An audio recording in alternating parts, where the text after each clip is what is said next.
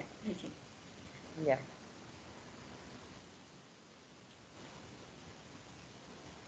Ya. El lupus eritematoso sistémico, les voy a hablar primero un poquito sobre la historia y de dónde viene la palabra lupus. Lupus viene del latín lobo y esto va a ser referencia a la inflamación que se va a producir en el rostro. Y este va a ser comparado a la cara de un lobo. Esta va a tener un contenido o un eritema que se va a presenciar en la nariz y en la zona de los malares, que va a tener una forma característica como alas de mariposa, como se puede observar en la imagen. Esta enfermedad fue reconocida por primera vez por el médico Rogerius en el siglo XII y fue lo que describió el eritema malar clásico. En 1894 se descubrió el tratamiento para esta enfermedad, siendo que la quinina era eficaz para tratar esta enfermedad. Y fue hasta mediados del siglo XX que el doctor Philip Hens descubrió la eficacia de los corticoides frente a esta patología.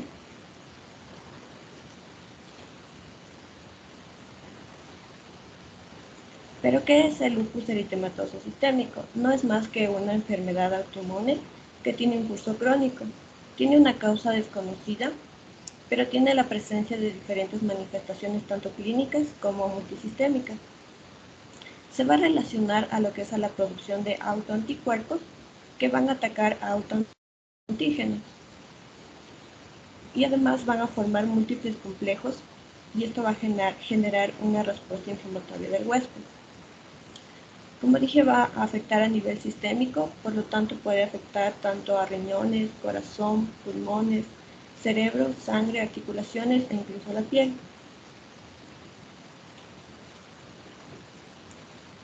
En cuanto a lo que es la epidemiología, la prevalencia de lupus eritematoso sistémico en la población es de 4 a 200 casos por cada 100.000 habitantes, siendo así que en Norteamérica, Asia y en el norte de Europa va a afectar a 40 de cada 100.000 habitantes, y teniendo una mayor incidencia más en lo que es la población hispana y afroecuatoriana.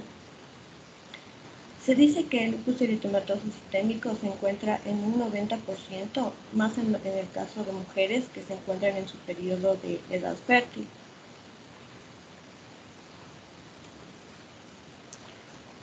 El origen de la enfermedad. Para que se pueda dar la enfermedad se requiere principalmente de un factor genético. Sin embargo, solo con el factor genético no se puede desencadenar la enfermedad, es decir, se necesita de un factor ambiental. Dentro de los factores ambientales principales tenemos la luz ultravioleta, el cual va a generar un daño en el ADN de nuestro organismo y esto va a generar la formación de autoanticuerpos. Otros desencadenantes de esta enfermedad pueden ser el estrés, la baja autoestima, ciertos virus, principalmente el Epstein-Barr, incluso fármacos antidepresivos o anticonvulsivos y también por cambios hormonales.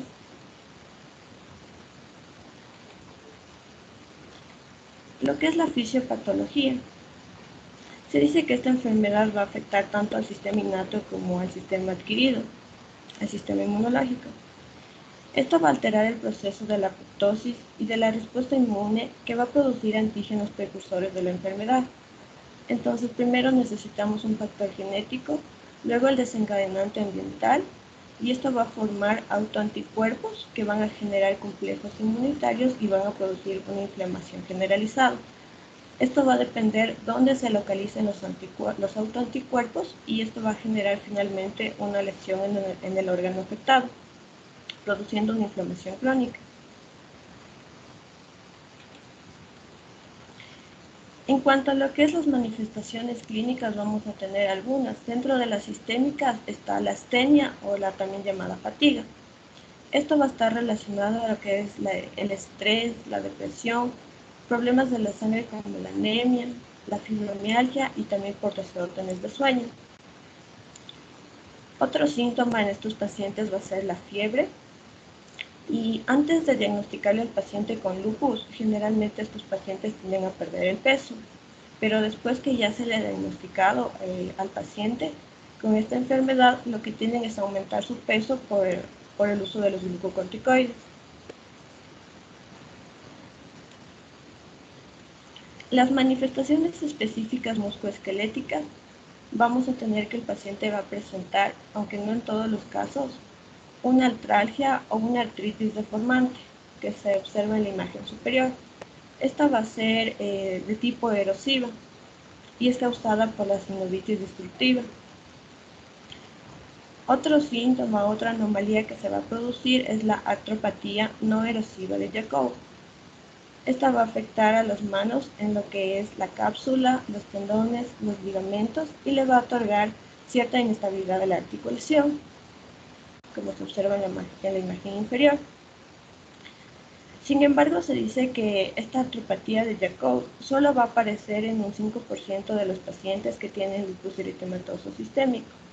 Y esto va a causar las deformidades, puede ser tanto en manos como en pies, y se debe a la inflamación intermitente de los ligamentos y de los tejidos blandos.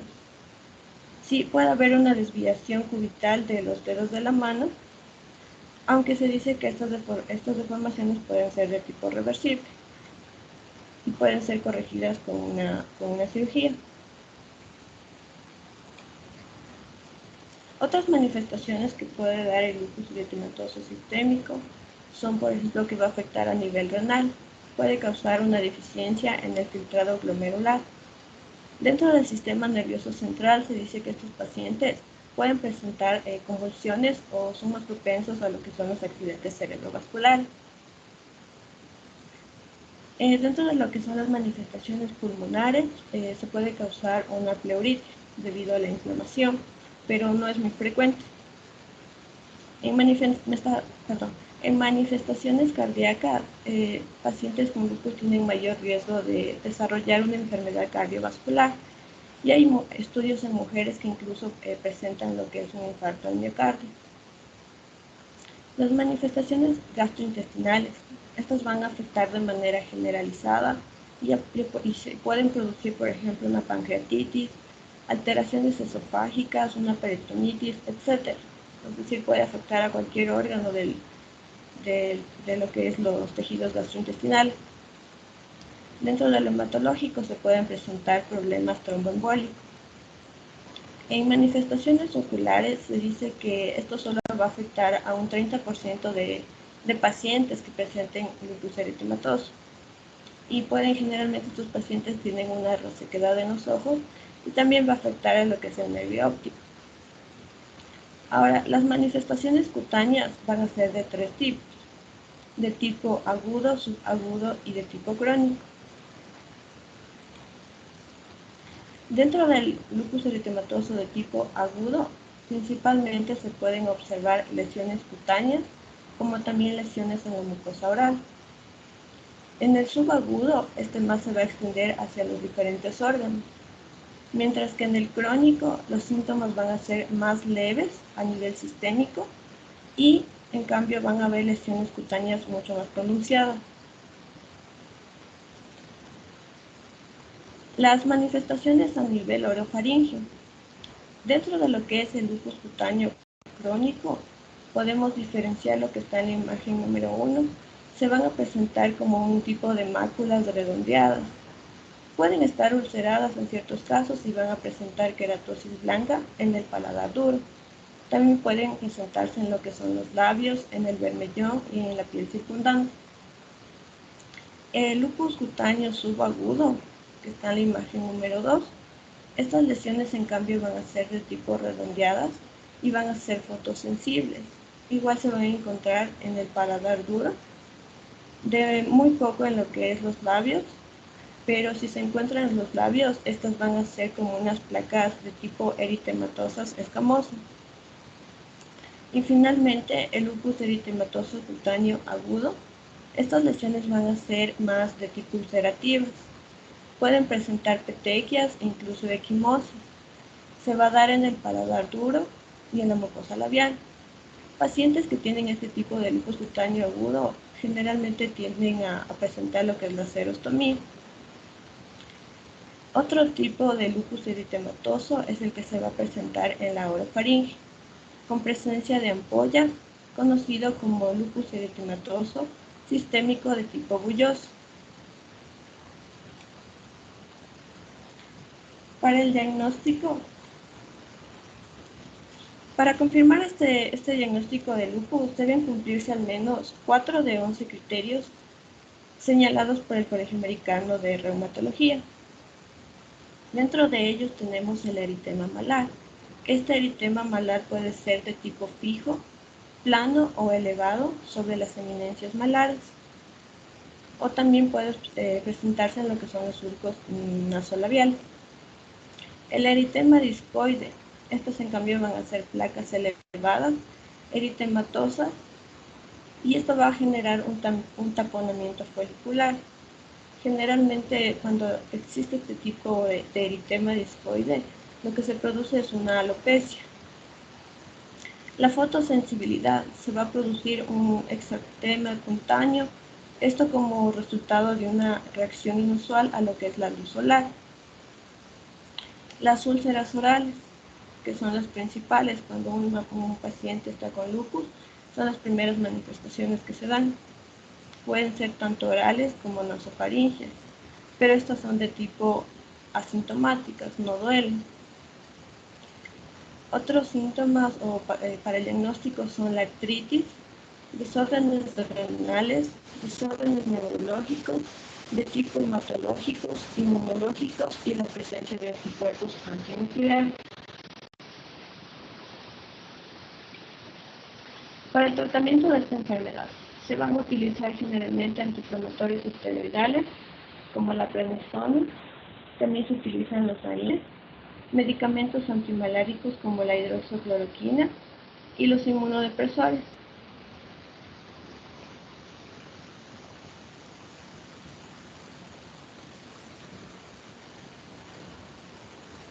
Ya. ¿Cuál va a ser la relación entre el lupus eritematoso sistémico y el impacto que tiene en el periodonto? Generalmente se van a producir lo que son las periodontitis, pero esta periodontitis va a ser iniciada por un grupo de bacterias predominantes gram-negativas, de tipo anaerobias, que van a colonizar el área subgingival.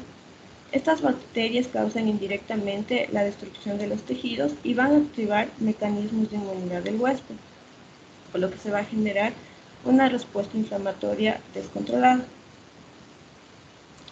La interacción entre las células B hiperactivas y las células T, que son activadas anormalmente, y las células presentadoras del antígeno van a conducir a una producción de diversas citoquinas inflamatorias. También va a producir la apoptosis celular y se van a formar autoanticuerpos y complejos inmunes. Estas células efectoras y el sistema del complemento van a afectar y provocar lesiones tisulares en el tejido conectivo. Y es así como se da la enfermedad periodontal. También hay una asociación de lupus eritematoso sistémico y la enfermedad periodontal por el uso de los inmunosupresores. Se dice que el paciente que tiene lupus eritematoso sistémico, al administrarle inmunosupresores para poder controlar la enfermedad sistémicamente, esto va a provocar una disminución de células de defensa en lo que es el espacio biológico, haciendo que se produzca la enfermedad periodontal.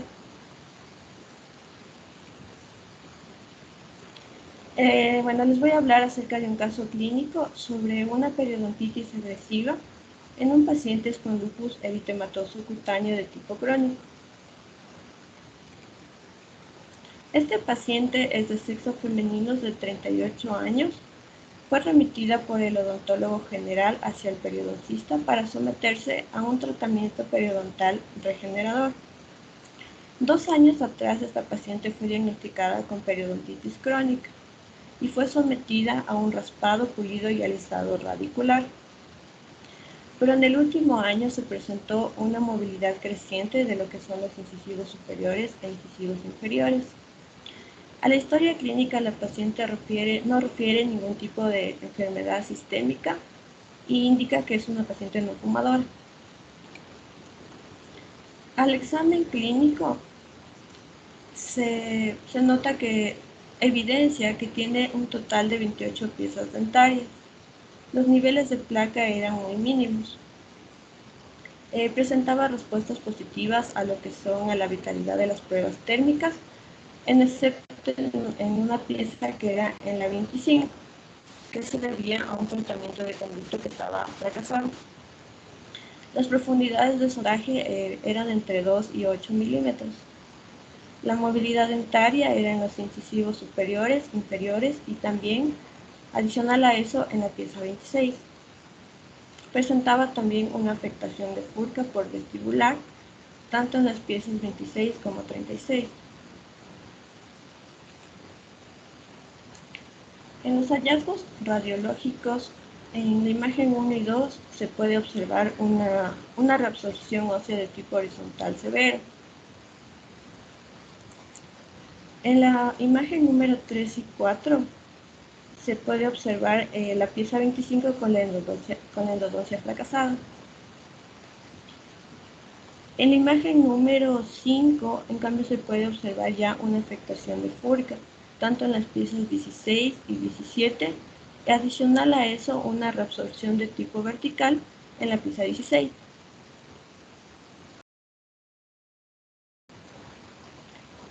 En la parte de mandíbula, de igual manera, se pueden observar ciertas restauraciones, que menciona el caso clínico que son de amalgama, una reabsorción ósea horizontal.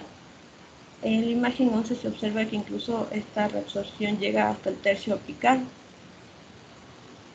De igual manera se observa una reabsorción vertical en las piezas 26 y 27, que están en la imagen número 10. Por los hallazgos tanto clínicos y radiológicos, se diagnostica a esta paciente con una periodontitis agresiva. Dentro de los hallazgos extraorales, se encontró que la paciente presentaba hipopigmentaciones blancas en la piel, tanto alrededor del ojo izquierdo. La paciente refiere que estas manchas ya las tiene hace 10 años y que no ha recibido tratamiento alguno. 2 meses después, la paciente presentó una caída del cabello y también la suma de varios abscesos periodontales agudos. Otros hallazgos que se pudieron encontrar fueron palidez en los dedos de las manos y de los pies, a lo cual se le denomina fenómeno de Raynaud. Adicional a eso, se presentó edema en las extremidades inferiores y alrededor de los ojos. La paciente presentaba astenia, labios inflamados y una linfocitosis. Para ello también se hizo unas pruebas histológicas y se hizo una biopsia en la frente, en donde presentó la alopecia. Aquí se evidenció una queratosis folicular con infiltrado de células mononucleares, resultando como una prueba de banda de lupus positiva.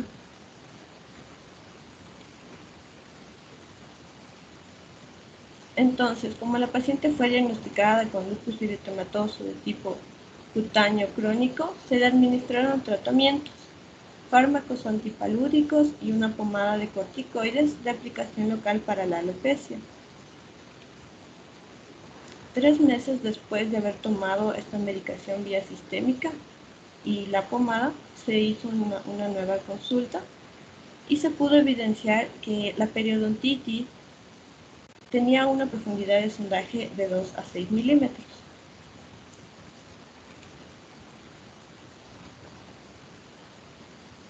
Entonces, como el lupus ya se encontraba bajo control, se planificó un tratamiento periodontal definitivo a base de colgajo abierto, tanto en los incisivos superiores como en los incisivos inferiores. Y también se hizo una ferulización de los incisivos superiores e inferiores para evitar la movilidad.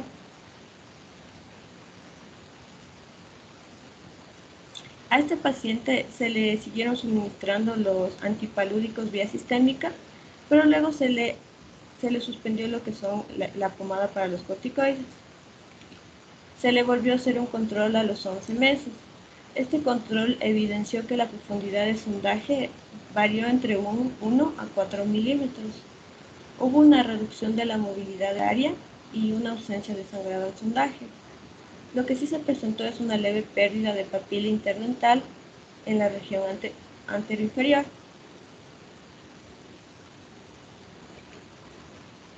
En el examen radiológico se puede evidenciar que la reabsorción ósea ya no avanzó más, que se mantuvo estable y que no hubieron pérdidas de hueso adicional. También se dice que la alopecia y las hipopigmentaciones disminuyeron. Aquí está una foto a los 15 meses post tratamiento y se puede observar cómo estas hipopigmentaciones blandas ya fueron mucho menos visibles. Listo, aquí les he puesto algunas consideraciones en la consulta odontológica en aquellos pacientes que tienen lupus. Se les dejó de compartir. Léeles nomás, por favor.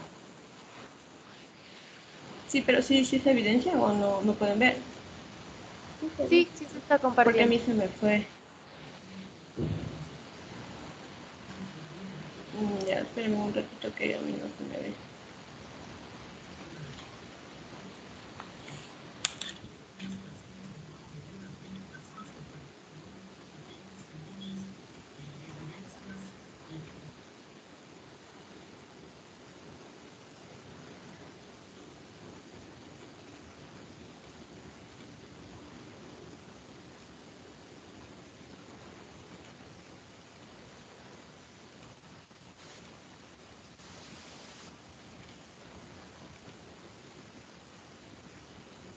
Ya.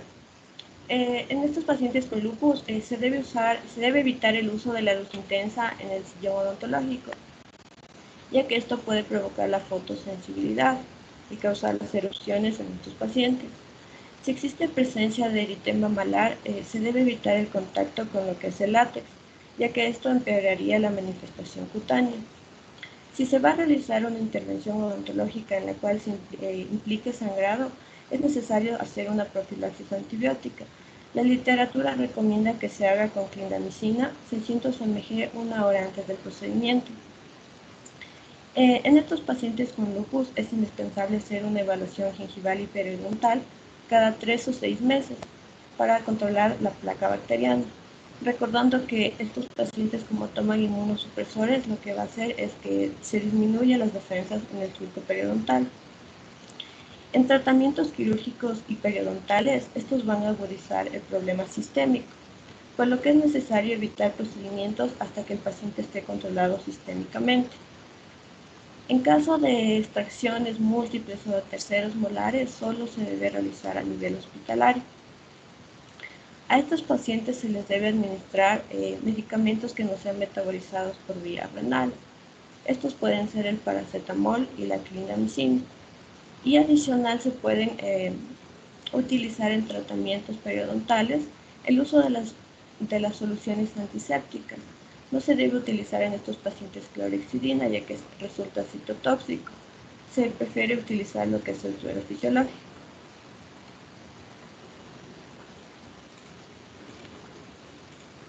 Ya, vamos con las conclusiones. El control de una enfermedad sistémica siempre va a ser esencial para establecer un buen pronóstico en el tratamiento de la periodontitis, así como para el estado de la salud general del paciente. El lupus eritematoso de tipo cutáneo agudo presenta una elevada prevalencia de lesiones periodontales de tipo conjuntivo, y en los pacientes con lupus eritematoso de tipo cutáneo crónico rara vez se ha reseñado periodontitis agresiva.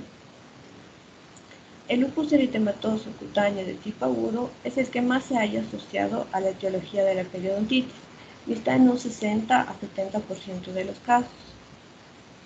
Un control adecuado de la enfermedad periodontal en pacientes con lupus disminuye los niveles marcadores inflamatorios, por ejemplo de la interleuquina 6 y la proteína C reactiva, lo cual contribuye a la reducción de la inflamación sistémica en estos pacientes. Listo, muchas gracias. Perfecto, buena exposición, Mireya. Listo, preguntas, chicos.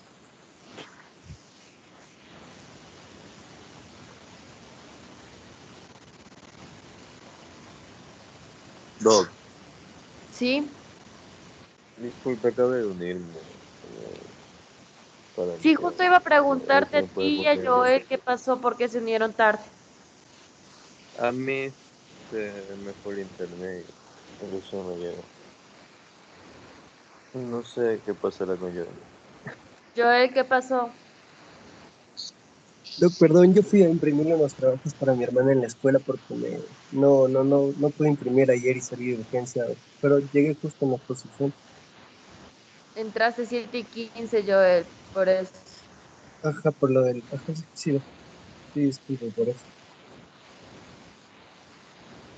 La próxima, si es que van a entrar tarde por cualquier situación, solo avisen, por favor, ¿sí? No pedo. Ya. Ya, Doc, muchas gracias. A ver, Victoria, Sí, yo quería preguntarte, dentro de la clasificación 2018, ¿qué diagnóstico le darías tú al caso clínico que expusiste? Este, bueno, por la reabsorción tanto horizontal como vertical, también por la pérdida ósea radiográfica que se presentó hasta nivel apical, por la afectación también de fúrica, las profundidades de sondaje que eran de 2 a 8 milímetros y por la movilidad dentaria. eh, Sería una periodontitis estadio 4 y sería como la paciente no era fumadora, sería una periodontitis estadio 4 grado A.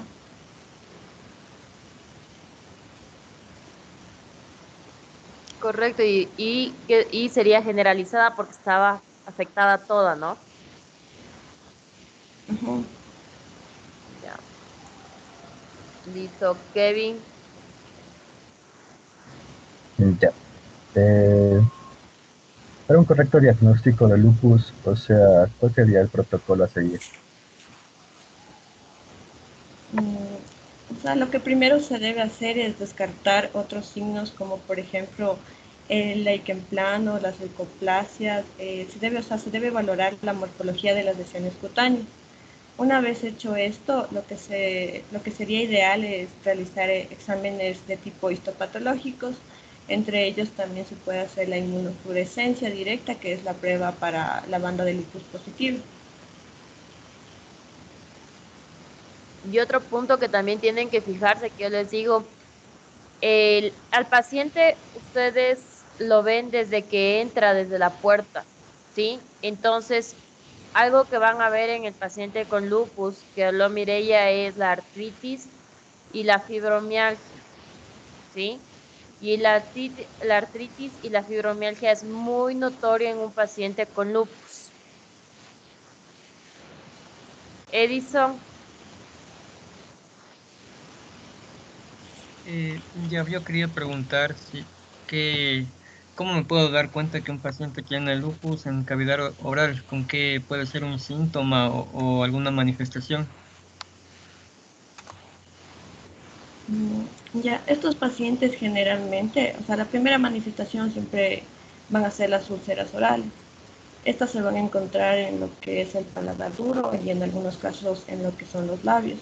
Pero estas van a variar dependiendo del lupus, ya sea cutáneo, agudo o crónico. Sí, en lo que es el agudo, por ejemplo, se va a encontrar tanto lesiones agudas y también perdón, lesiones cutáneas y también lesiones en lo que es la mucosa oral.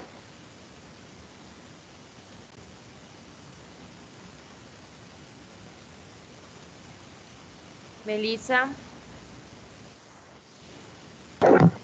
Oye, mire, mi pregunta es si hay algún protocolo como para seguir en la consulta, o sea, más que consideraciones, algún protocolo.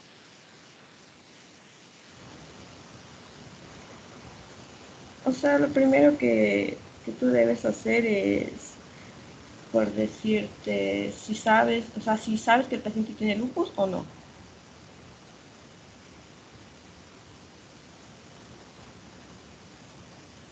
Y no te Es entendí bien tu decir, pregunta.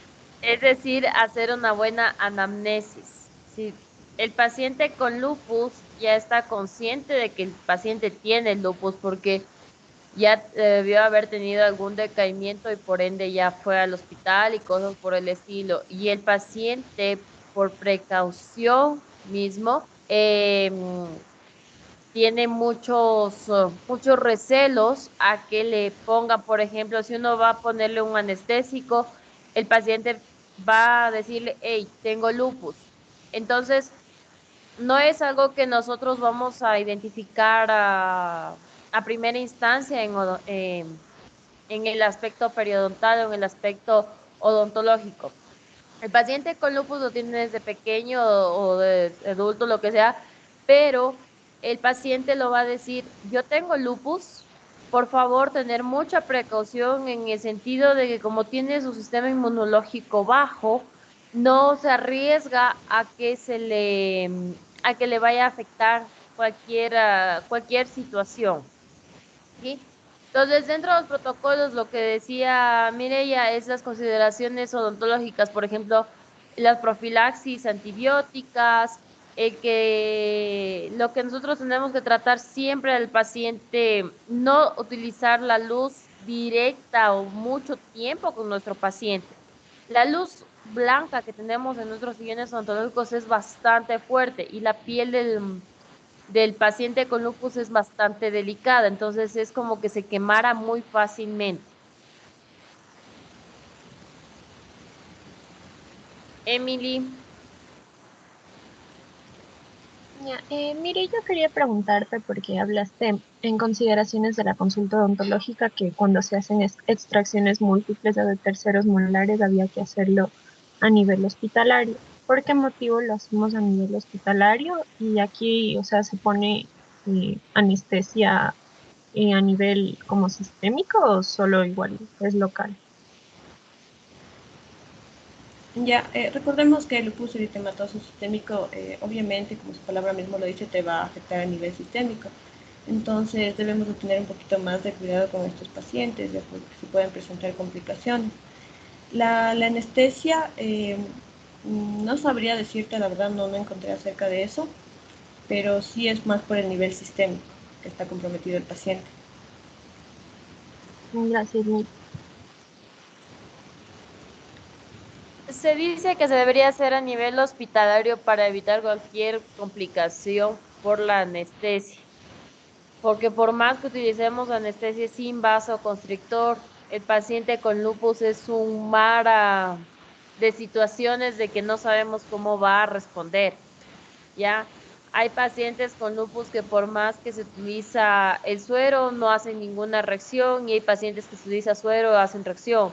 O sea, el paciente con lupus, como les digo, es algo tan incierto de que hoy no hace reacción alérgica a un X medicamento como es la anestesia y mañana sí lo hace. Entonces, por ese aspecto es lo que se considera que cuando se hace extracciones múltiples o terceros, que es donde utilizamos mayor cantidad de anestesia, lo hagan en un medio hospitalario. Daniel, me pregunta. Ya, Doc. Yo tengo una consulta sobre el tratamiento. ¿Cuál sería el tratamiento preventivo para que una periodontitis no se vuelva a activar en estos pacientes con lupus? Ya, lo recomendable es mantener a estos pacientes bajo un chequeo periodontal constante. Es decir, se le llama al paciente cada 3 o 6 meses para poder controlar el nivel de placa bacteriana por el uso de los inmunosupresores, recordando que estos lo que van a hacer es disminuir las defensas en el surco gingival.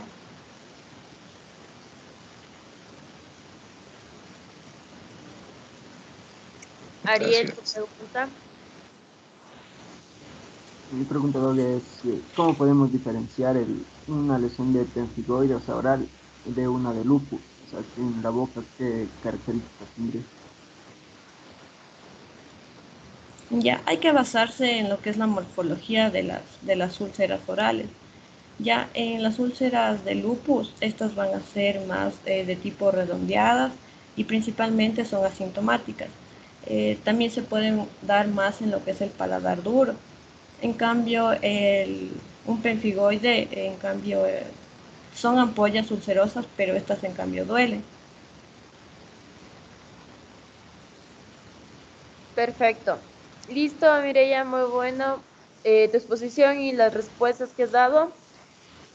Puedes finalizar tu grabación para que puedas descargar la grabación y subirla en el SharePoint o en el link que les había pasado Melissa, me parece, ¿ya?